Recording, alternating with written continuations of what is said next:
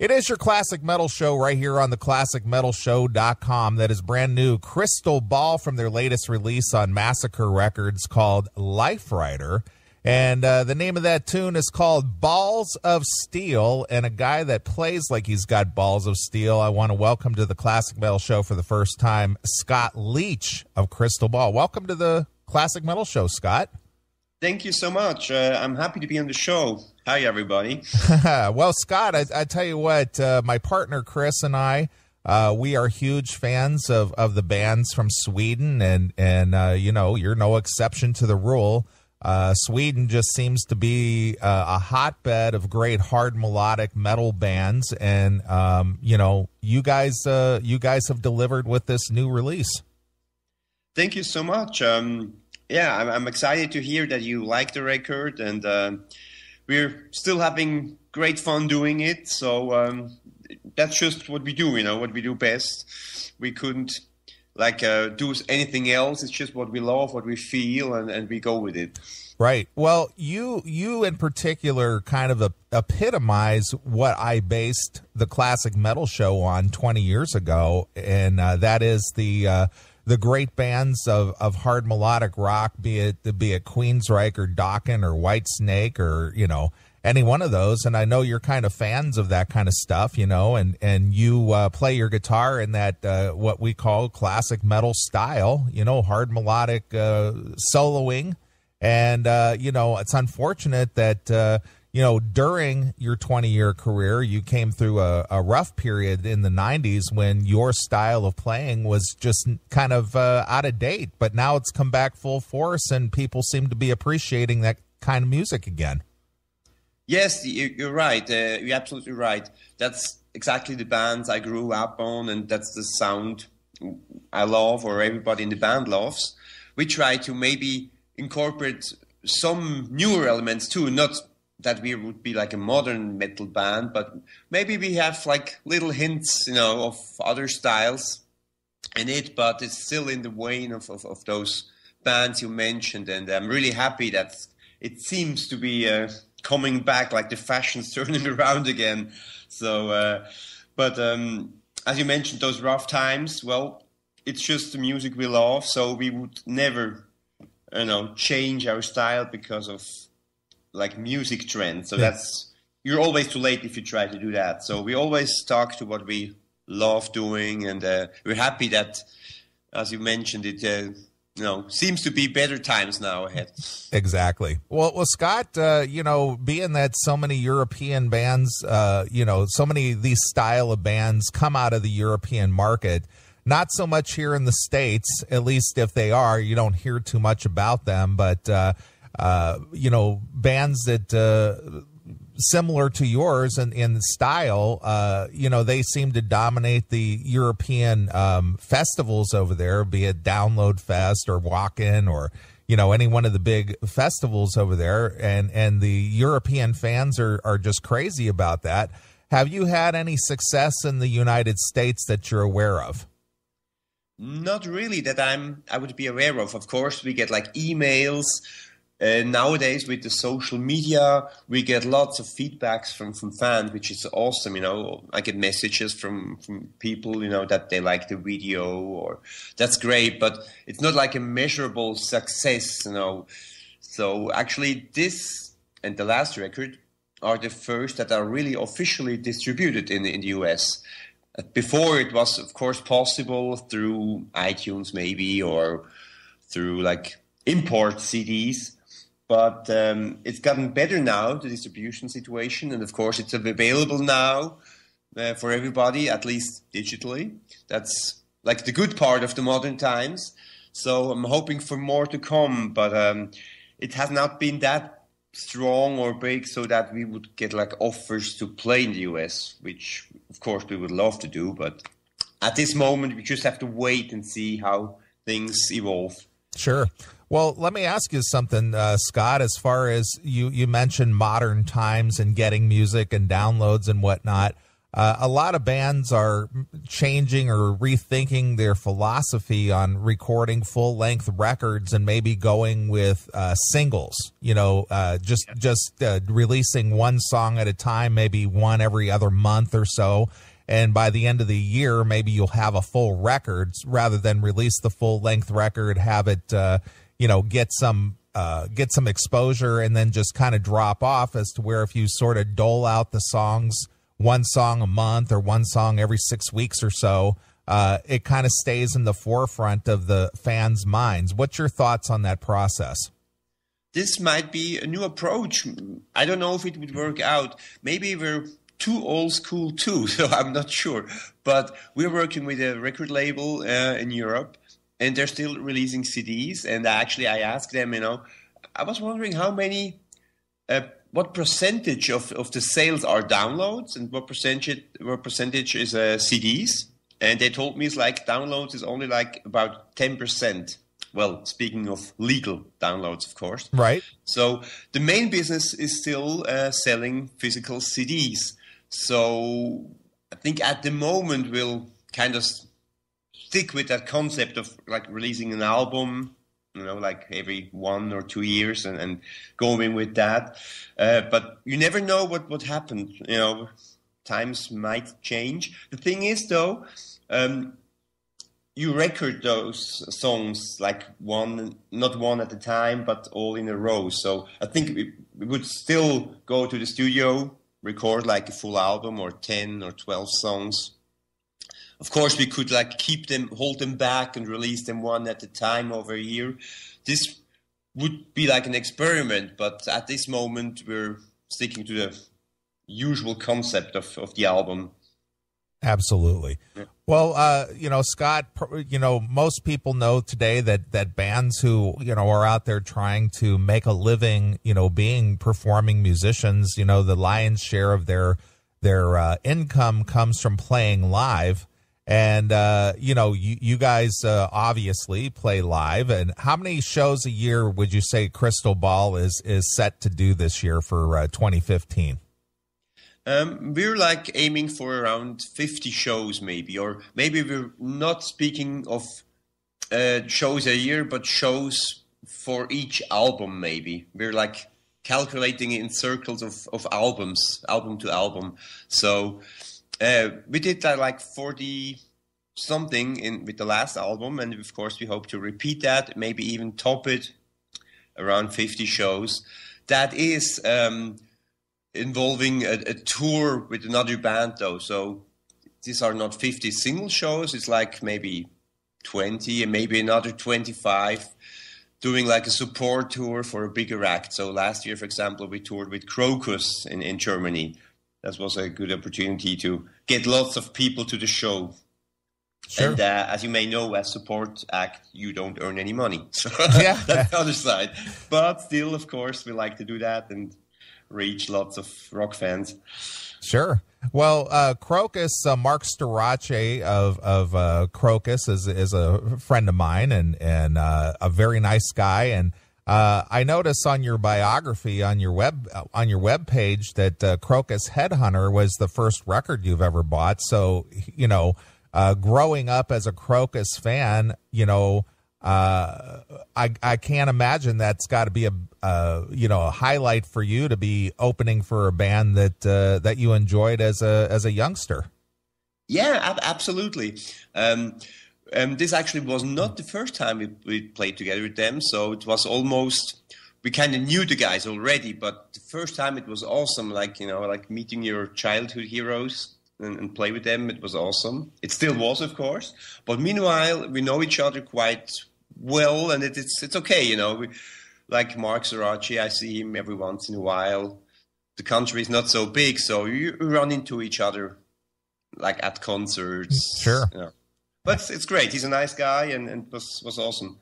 Absolutely. Well, tell me a little bit about this new release here, LIFERIDER. What's the story behind the title of the album? The idea behind it is that we looked at life like a journey, like a train ride, actually. So it starts somewhere some people may, get in on that train, ride with you for a while, get off again. So it's like, we compare that to like a life situation. So where you meet people, you lose people. You may stay at a certain station for a while and you kind of travel on through your life. Right. That's like the idea behind. So all the songs are like little portions out of life situations, but not like a continuous story, but just like randomly picked stories. Right. So life is a revolving door, more or less. Yeah, right. Excellent. Well, is there any kind of a theme to the songs on this record, or are these just individual songs? Because sometimes there's a running theme or a thread from one song to another that maybe if you're not quite an astute listener, you may not pick up on it. So is there any kind of a theme to this record at all? No, only that being said, that it all kind of has to do with life experience. So it's not about environment, it's not about politics or something. It's just about personal experience in life. But there's no connection between those songs, actually. You could change the order when it wouldn't change the meaning. Okay, excellent. So I started the interview off with Balls of Steel. So what was your thoughts there when writing this song? Yeah, this is a funny story, actually. As you may know or may not, we have a clothing label from Redondo Beach, California, that was sponsoring us. It's called Rock and Roll Gangstar. Mm-hmm. And I met that guy actually when I was in California last year. And then he was in Europe at the Wacken Festival in Germany. We met him again, and he was it's like a theme of that brand, actually, Balls of Steel. And he was like shouting out that theme all day long. We actually have been on a compilation CD from that clothing brand last year. And then I had the idea of, writing a song with the title Balls of Steel for the next compilation CD, which actually is just about to come out right now, I guess. But it's not on sale. It's just they give it away as a free gift if you purchase a certain amount of those clothes, anyway. Sure. So that was the idea behind it, and the meaning or the concept of a title is kind of the obvious one. No, just do what you like. Don't let anybody tell you what to do. Go your own way. That's nothing new, of course, but that's like the simple meaning of that song. So it's basically Twisted Sister, we're not going to take it. Right, exactly. Yeah. Nice. Well, tell us a little bit more about this new release as far as the writing process go. I'm assuming that you're probably one of the chief writers on this. So how did the music come together? Yeah, the music came together quite quickly, actually. I started writing in August last year and actually finished in November. So it was like, 4, maybe max 5 months, 4 really intense months, and that was it. And because we already booked the studio in December, we kind of set ourselves a deadline because we wanted to release it in May. So we had to have that deadline. So if you release in May, you have to give it to the record company like in March. That means we have to start recording in December and so on. So just had that deadline, but it worked out pretty well. I wrote a lot of ideas. Then I flew to our singer who lives in Germany, and we kind of finished and recorded demo versions of the songs. And then we went into studio. So we never played them really live before. No, it's just we write the songs and record it. But we're so used to that working process, it was no problem. We knew or we know what kind of stuff is working out and what does not. Right. Well, Crystal Ball kind of experienced a lineup change a couple of years ago. Did the band disband, or did you guys just have a disagreement with it within the band, or what was going on with you guys to where some of your key members were replaced? Yeah, after the Secrets album that was 2007 was released, We were kind of tired because we were going on for like 10 years straight without any breaks. And of course, we all doing this as like, well, expanded hobby, or, you know, like, we were not making money with it. So we all had day jobs, and it was kind of it was kind of a hard thing, you know, working, doing the music, investing all your times. If you have like holidays, you always use it for studio or for touring. No, almost no personal life. So we were kind of burned out after those 10 years. And I don't know, maybe it was just, it was not a conscious decision, but we kind of felt, okay, it's time to take a little break and then see what happens, like regain the fun also, because it had gone from being fun to like being work almost after those 10 years. So we decided to wait, and actually we wanted to write again like 2 years later, but somehow the chemistry was not so good because two of the original members, they left on their own. You know, they had families and you know, different life plans. So we were looking for new members, but somehow the chemistry wasn't right. So we decided to wait a little longer, let it be. And all of a sudden, our former singer, he decided to leave the band.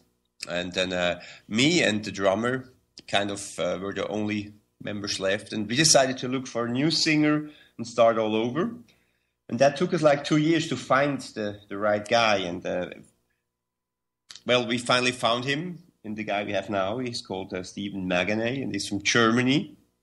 And after we found him, it came together quite quickly. But that was the reason. Like, it took 6 years between the last album with the original members and new lineup finally. Sure. So that was, but it was no fight or something. Just people change, they get older, and they decide, you know, they want to do something else maybe. And we just stuck with the music, and we want to continue that. And we're really enjoying ourselves now. It's more fun than ever. We kind of combine it, you know. It needs to be fun because you spend so much time and effort. It just has to pay back being fun, at least. If you don't get rich, at least you want to have good times. Exactly, exactly.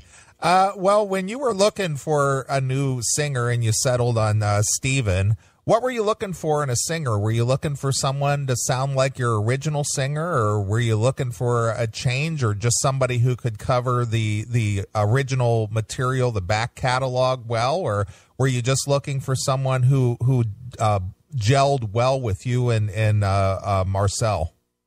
Actually, all of the factors you just mentioned. Of course, he should be able to sing the old material. We didn't have an exact vision of how he should sound. We just wanted him to be good somehow.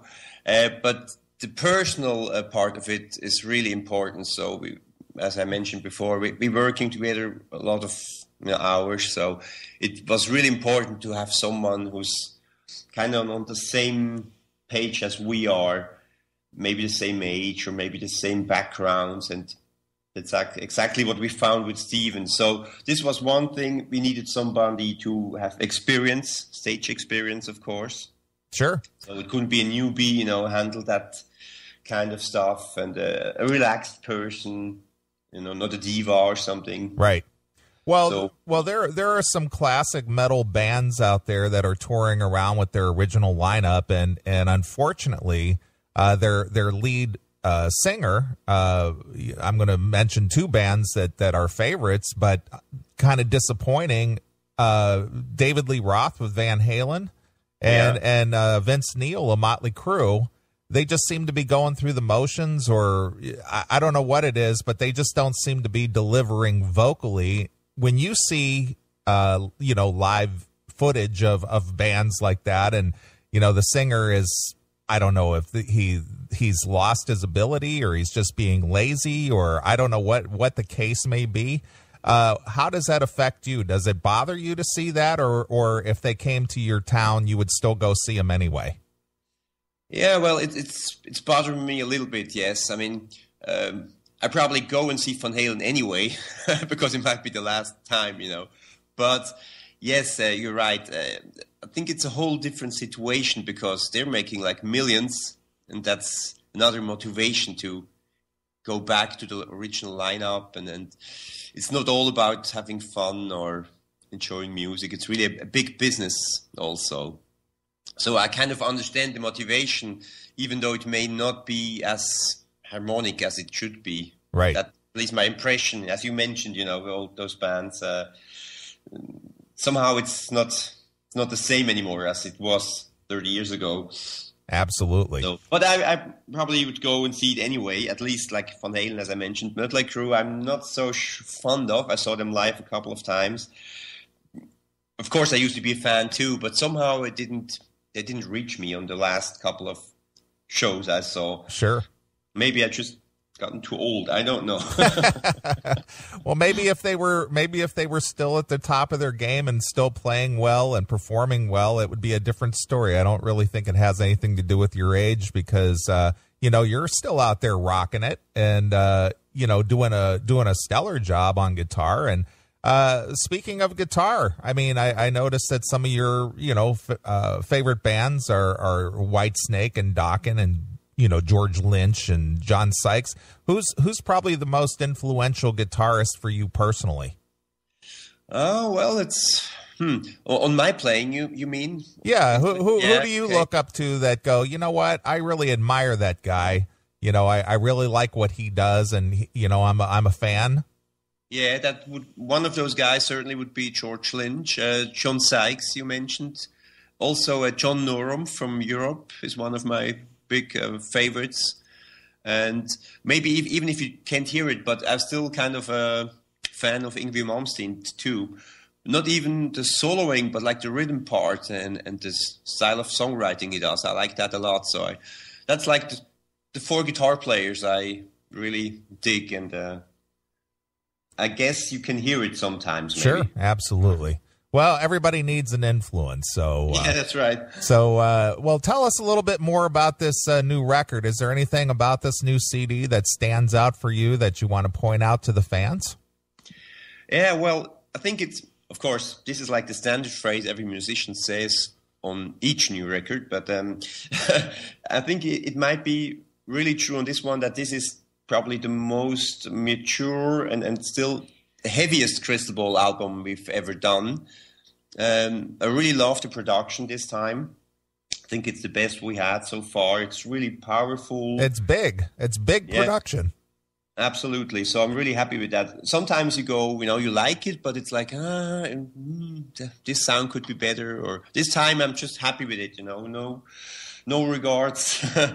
And I'm also happy with the songs. And this time, actually, I think I wrote most of the material all the time, but this time I wrote even more. So this is a lot of my songwriting in it, and even not only guitar, but also like vocal lines and stuff. And so I'm really happy with the results. There's some songs or stuff we have never or haven't done in a long time. For example, the song Mayday, which has kind of a shuffle groove, for example. We haven't done that like in 10 years. I'm really happy with that. And some other stuff that's really heavy and maybe not so typical for Crystal Ball. For example, the song Rock of Life might surprise some of the Crystal Ball fans, maybe, that it's quite heavy. Sure, absolutely. Well, it's a great record, great sounding record overall. It's very big. It's in your face. The musicianship is excellent. I like the vocal styles on it, and I think it's a great release. So congratulations on the band's 20th anniversary as well as this new release. So is there anything else you want to tell the fans? Thank you so much. Well, I maybe just encourage them to have a listen to it. You can check out our video clips on our YouTube channel, or just go to our webpage www.crystaltieball.ch. That's the ending. I'm sure you'll find it somehow. We're on social media on all the channels, so have a look at the videos and check out if you like it. I would appreciate that. Sure. Yeah, I hope we can work it out and be able to play in the US someday. We never know. You never know. All right, Scott. Well, we appreciate you taking a few minutes to talk to us here on the Classic Metal Show. Good luck with the new release and the touring and all that kind of good stuff this year. Go check out Crystal Ball at their website at crystal-ball.ch. And they do have some videos over there and information about the band and where you can get the CD and whatnot. So go pick that thing up today. Well, Scott, before I let you go, I need to ask you the traditional Classic Metal Show question. We've got over 300 responses to this, and we've been asking this for about 10 years now, and it's always interesting people's take on it. How has Lemmy from Motorhead influenced your career? Actually, not that much. I know Lemmy only as like the crazy rock and roll guy. I knew him like from my childhood days on. I was reading magazines and looking at pictures from of him, but musically, I think he had no influence on me personally. Maybe it's a different time. I grew up with other idols, so to me, I have a lot of respect for him, but had no influence on me. Very cool. All right, Scott. Well, again, we appreciate you taking the time. And as a tradition, we always let the artist pick a song from the new release to take us out of the interview. So what should we play? And tell us a quick story about it. Yes, maybe you could play the song Hold Your Flag, which is one of my favorites. It's kind of has a strong hook to sing along. And was one of the first tracks that I've written for this record. And maybe that's why I kind of like it a lot. And I would like to thank you for being on the show, Wendell. It was a pleasure.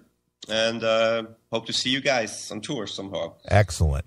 All right. Well, here it is. This is Crystal Ball from their LIFERIDER release. And this one is called Hold Your Flag, exclusively here on your Classic Metal Show.